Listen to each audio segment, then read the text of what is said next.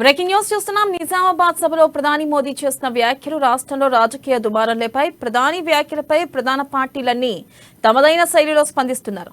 PM కామెంట్లపై ట్విట్టర్లో dialogues war జరుగుతుంది. తాజాగా ఇదే అంశంపై స్టేట్ బీజేపీ చీఫ్ ట్విట్టర్లో స్పందిస్తూ సీఎం కేసీఆర్ పై తీవ్ర స్థాయిలో విరుచుకుపడ్డారు.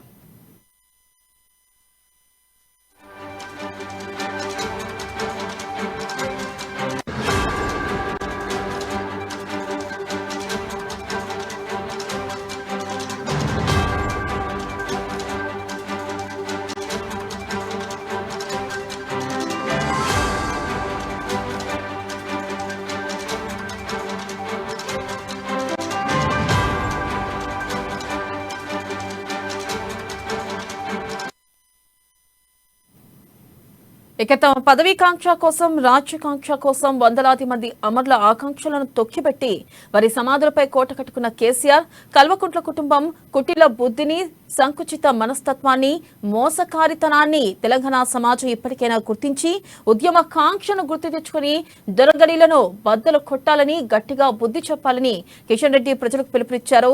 పదవులే అవసరం లేదని, తెలంగాణకు కాపలా కుక్కలాగా ఉంటానని, దళితుడిని సీఎం చేస్తానని చెప్పి మాట తప్పి ముఖ్యమంత్రి పీఠంపై కూర్చున్నప్పుడే కేసీఆర్ కు ఉన్న పదవీకాంక్ష, రాజ్యకాంక్ష ఏ పార్టీతో అర్థమైందని ఎద్దేవా చేశారు. సచివాలయానికి రాలేని కేసీఆర్, అలసిపోయానని ప్రధానికి మొరపెట్టుకున్న కేసీఆర్ కొడుకుని రారాజు చేయడానికి పాకులాడుతున్నారని ఆరోపించారు.